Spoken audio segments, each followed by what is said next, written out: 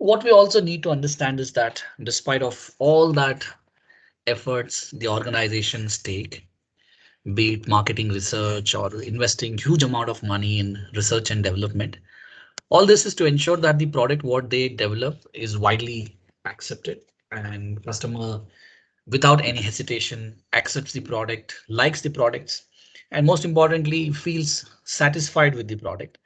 But despite of all these steps undertaken by the organization, sometimes products fail. So we have to also do a critical evaluation as to why do products fail. Because organizations do a thorough marketing research, they spend a lot of time in understanding consumer behavior, and despite of all this, why do products fail? So that this needs to be examined.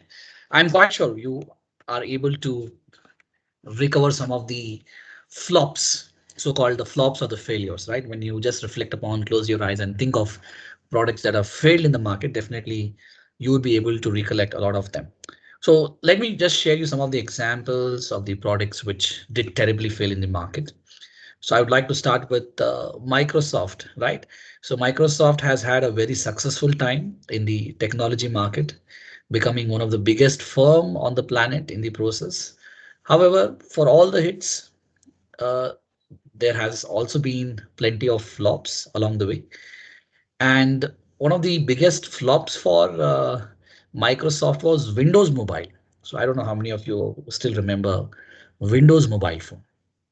So the main problem with Windows mobile phone was that it came too late to have an impact on the huge head start that Android and Apple had in the market. Coupled with this was the fact that its app ecosystem, fundamental to any platform success, was severely lacking.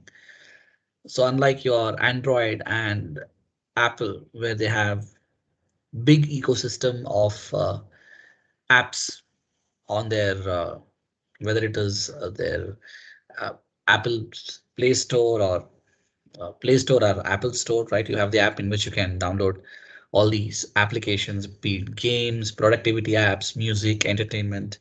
Unfortunately, Windows was not able to develop such a ecosystem, right?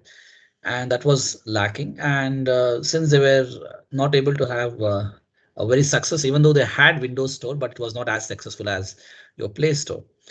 There were seriously basic features that were missing, and users were obviously quite dissatisfied.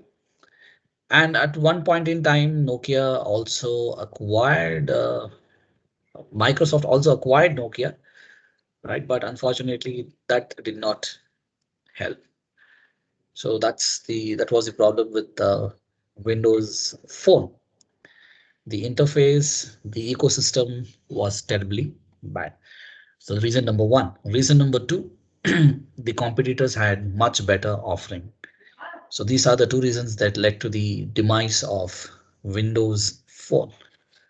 So no matter what might be the reason, this reason needs to be structured and classified into different categories. So the first category as to why products fail, these are termed as market factors. The first reason is termed as market factors. So market factors refers to the external environmental factors that are most likely to change and they are beyond the control of business. So these are basically uncontrollable factors in simple words. The first one being is poor demand management.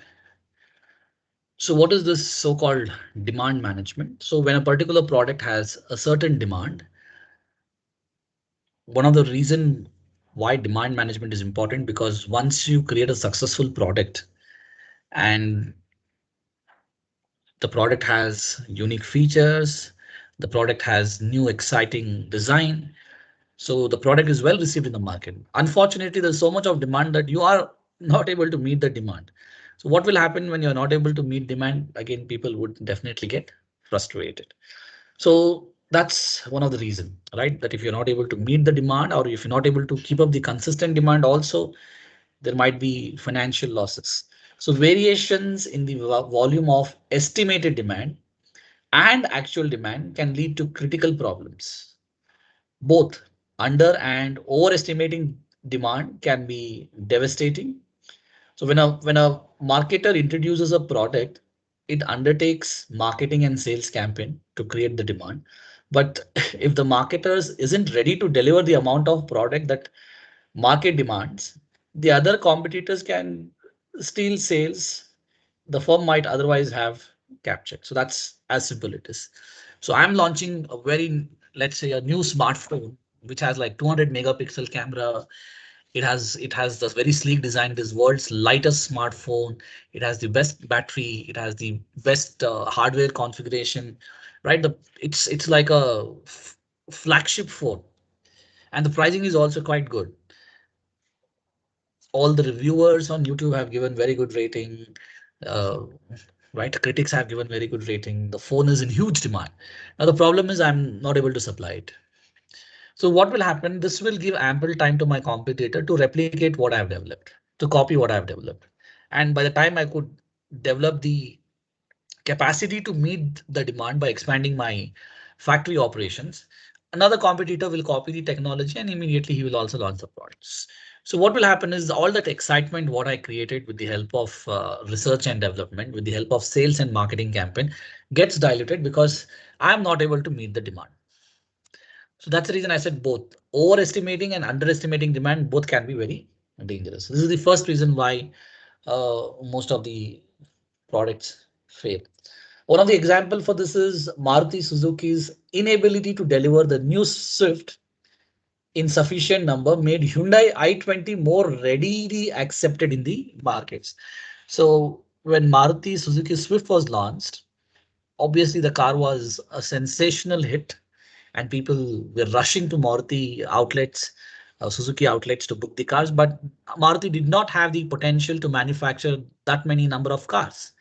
And ultimately, Hyundai launched i20 to compete with the likes of Maruti Suzuki Swift. And Hyundai did speed up the production process. And due to non-availability of Swift, made the customers to buy Hyundai i20. So even though Swift is perceived to be a very successful car in the market, it has not failed. I'm just giving you an example as to what can happen if you're not able to manage the demand. Second is the changes in consumer taste and preferences. So for various reasons, our taste and preferences do not remain the same, as you're aware. Over the period of time, it changes. And there are various reasons as to why our tastes and preferences do evolve. So one of the reason is our lifestyle, another reason is the technology and various other demographic factors. So people of this generation have access to employment. There are plenty of jobs available. As a result of this, the purchasing power is much better. There are good paid jobs available in the market. And not only that, other demographic factor like working women has also resulted in sufficient availability of funds when we consider an average household. So when you can consider an average family, mother is also working, father also works. So definitely there is plenty of disposable income.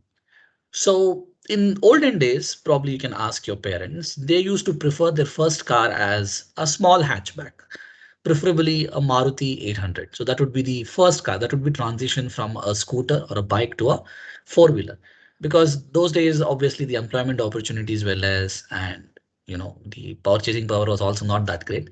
But that's not the fact. That's not the fact now, right? Now things have changed. That's what I mentioned. There is more disposable income because of high employment rates. Men and women both are working in a family. So you have plenty of money at your disposal. So now people are preferring their first car itself with an expensive car. So people are preferring more of SUVs, sports utility vehicles, and multi-utility vehicles. So be it your Hyundai Venue or MG Hector or Kia Seltos, or for that matter, Toyota Innova, right? So it's a multi-utility vehicle. So people directly want a big car, a good car, for a simple reason that people have plenty of money. So what has happened is Maruti has lost its position in the market because Maruti continues to offer those small hatchbacks, which are no longer preferred by this generation. So that is where, as a marketer, you need to understand that things have changed, preferences have changed. But if you don't respond to these changing taste and preferences, your product will become redundant, outdated, and obviously it will become a failure in the market. So that's also important. Third is the changes in environmental factors. So when we say environmental factors, what it means is that products can also fail on account of changes in the environmental factors such as new competitors moving into the market, the actions of the existing competitors. Further, the economy may change either positively or negatively, which you have already studied in your economics paper called business cycles. Changes in laws and regulations, government policies, technological factors. So all these are components of external environment. So any changes in external environment can also have an impact on the product what you're making. So if the government imposes a ban on, let's say, vehicles that runs on diesel, obviously your product will miserably fail in the market and you will not be able to sell it at all, right? Or in case if government is imposing high amount of customs duty, high amount of excise duty on diesel cars, then obviously the prices of diesel cars would go up, and higher prices means customers will definitely stay away from your diesel cars. So obviously this will lead to the failure. And likewise, I also mentioned competition, right? So any changes in the competition or competitive structure can also have an impact on your business, right? So I don't know how many of you are aware of this company called Urban Company, right? So they give you all household services, whether it is cleaning your air conditioner, or whether it is a haircut at home, or whether you want to fix any of your electronic appliances, or you want to probably assemble a furniture, right? All these services are provided: carpenter, plumber, haircut, right? So when we reflect upon the business model of Urban Company, the good thing what you notice here is that they have a very unique business model and they do not have competitors at all. Unlike all other types of businesses, what you get to see, be it food delivery. When we say food delivery, of course, there are many competitors here, right? Whether it is Swiggy, Zomato, Amazon, Ola, they all have ventured into this business. But when it comes to this business model, what Urban Company is doing, this business model seems to be quite complex and very technical in nature, which is making the other new entrants keeping it away from this model. So obviously, Urban Company would continue to do well, whereas other platforms like your food delivery, it's quite difficult to survive in this market. And that's one of the reasons why some of the companies have disappeared. A very good example of this is your Food Panda, right? For Food Panda, obviously could not survive the competition and the business was shut. So competition is also part of your environmental factors.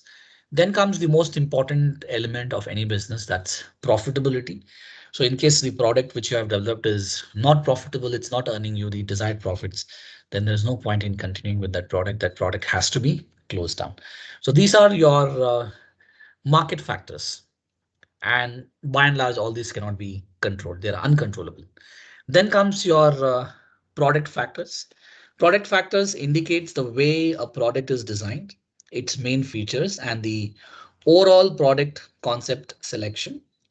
Ability to develop and implement a new design, which imbibes your technology. Acceptance of end product by customers. So these are some of the elements associated with the product factors. So product factors primarily consists of the design element, the features, right? So this is what constitutes a product factors. So obviously, when you're selling a product which has very unattractive features, so when features are unattractive, when do we say features are unattractive? When the features are not practical and features which you might not use it, right? So obviously you would not opt for a product which does not have the features which is what is needed for you. And then another common factor is lack of unique selling proposition, USP. So when there is no uniqueness, obviously you want to also refrain from that product. And third, what if the product design itself is defective? The product has a lot of Design issues, right? A lot of issue with the making of the product itself. The design itself has some serious issues. So in that case also the product would not succeed in the market. So these are issues pertaining to specific product. Then we also have institutional factors. So institutional factors implies to factors and forces over which the marketing firm has control. Unlike the first factors, what we discussed was market factors. So market factors, the firm has no control. But institutional factors, yes, the firm has control and they can be modified. So institutional factors have a bearing on the strategy and other decisions related to product management. So what are these institutional factors? First one is wrong segmentation and targeting. So you have chosen a segment which is not feasible and your target market also was incorrect. So in that case, what will happen? Obviously, your business would definitely collapse. And as you are aware that marketing segmentation and targeting, they are the foundation of marketing strategy. So you also need to understand what you mean by segmentation, right? And what do you mean by targeting? So these are two different components, right? So you should know what is the segment and what is the market. So market is a broader perspective in target market in which you're trying to identify who would be your potential consumers. So let's say you have developed a product, but you have not chosen the correct potential consumers. You're marketing it to somebody else. So in that case, what will happen? Again, since you're marketing the product to a wrong set of audience, definitely the product would fail. So it's very important the moment you develop a product, you define who are your target customers. So you should know to whom you want to intend to sell the product.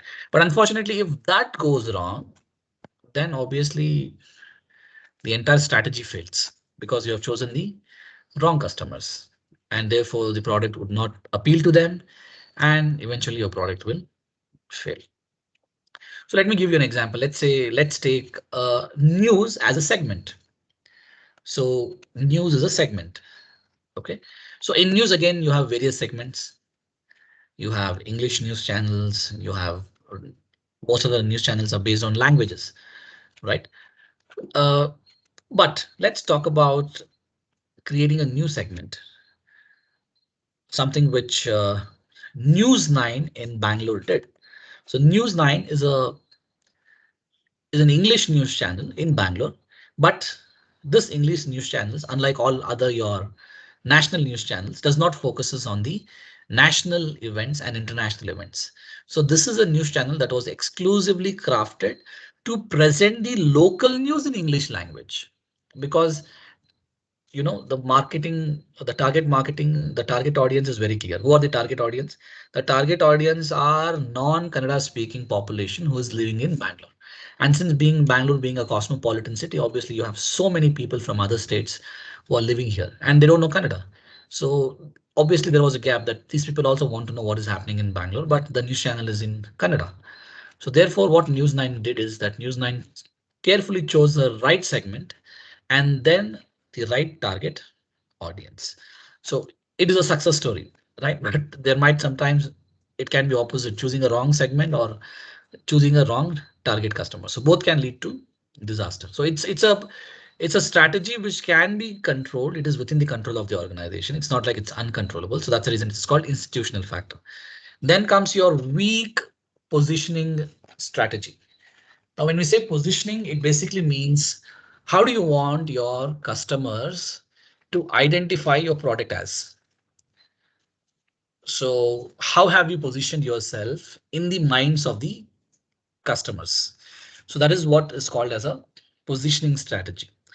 So when positioning does not happen appropriately, then what will happen? It can lead to disaster. So you need to define your positioning. You need to place yourself and create an identity in the market. So when we say BMW, the positioning is very clear that it's a very luxury, expensive car brand. So that's the positioning, right? So when we say, OK, Horlicks, so Horlicks is a health drink. So the positioning is very clear in the minds of the customers. But when we say Tata Nano, what's the positioning? The positioning is that it's a very low cost car meant for poor man. It's a poor man's car. So here you see there's some sort of a negative positioning that has happened in the minds of the people. So obviously, when you drive an old Ambassador, people wouldn't talk much about it. In fact, people might say that, okay, you are a person who likes vintage cars. So still people respect Ambassador as a car, even though many years have passed after its development. The product has completely closed. I mean, its life is over, but still, yes, it has some reputation, some right brand image. But when we say Tata Nano, it has developed some sort of a negativity. So if I come in Tata Nano to car, obviously the position is that it's a poor man car. So the positioning itself is wrong, and that's why Tata Nano failed, because of its wrong positioning. And also they were not able to deliver the car in that price bracket of 1 lakh rupees. So these are the two reasons why Tata Nano failed. Reason number one, negative positioning. Reason number two, they were not able to cope up with the costs. So weak positioning can also lead to serious issues. Next come your distribution related problem, in which you are not able to establish a good network of distribution. So you have issues with your wholesalers, you have issue with distributors, you have issues with the retailers. So if you're not able to come to a good terms with them, if you're not able to meet their needs also, then you will have tough time in marketing your product to the customers, because most of the time distribution network plays an important role to reach out to the customers. And the last one is the pricing strategy. So either pricing being too high or price being too low, both can lead to disaster. So you need to ensure that your pricing strategy is appealing and it is able to generate both profit as well as demand. So these are some of the reasons as to why products fail. So they are broadly classified into three categories. The first one is called your market factors, which are uncontrollable factors, which includes poor demand management, change in consumer tastes and preferences, change in environmental factors, low profitability on account of higher anticipated costs. The second is called product factors. So they are pertaining to features of the product, the physical appearance of the product. So this includes unattractive features, no uniqueness. The third one is the product has some serious flaws. The third one is institutional factors, which are within the control of the firm. So company can make changes in this category. So this includes wrong segmentation and targeting, weak positioning strategy, distribution related problem, and also questionable pricing strategy, right? So these are some of the reasons, right? Now let me quickly recall some of the product failures for your better understanding. I don't know how many of you remember Google Plus here. When I was in college, we did not have obviously Facebook. We had Orkut, so that was our social networking site. But then what happened? Facebook emerged as a winner because Facebook had a lot of unique features, very good interface, and most of us did switch to Facebook. And Orkut got somewhere lost, and eventually it has to be shut down. And then came Google Plus. So Google Plus was to obviously target the success of Facebook. But again, Google Plus also failed because Google Plus did not have any uniqueness. The features were not attractive and there was nothing new in Google Plus. So it had almost replicated similar features of Facebook. So people did not want it to switch. So Google Plus failed on account of no unique features. Another example is Micromax, which actually did well. Initially, Micromax did well. But what happened to Micromax? The answer is competition killed Micromax. But now, after a long period of time, Micromax is being resurrected. It is back in the market, but again, it is struggling because of the competition, which is too intense. You have big brands like Xiaomi, Oppo, Vivo, Realme, Motorola, Samsung, right? So these brands are very strong and it's quite difficult for Micromax now to compete. Apple phones. So even though Apple phones are perceived to be very innovative and features latest technology, but unfortunately in a market like India, Apple phones continue to perform terribly bad on account of a very simple factor, no value for money, right? So this is what the list of reasons for product failure.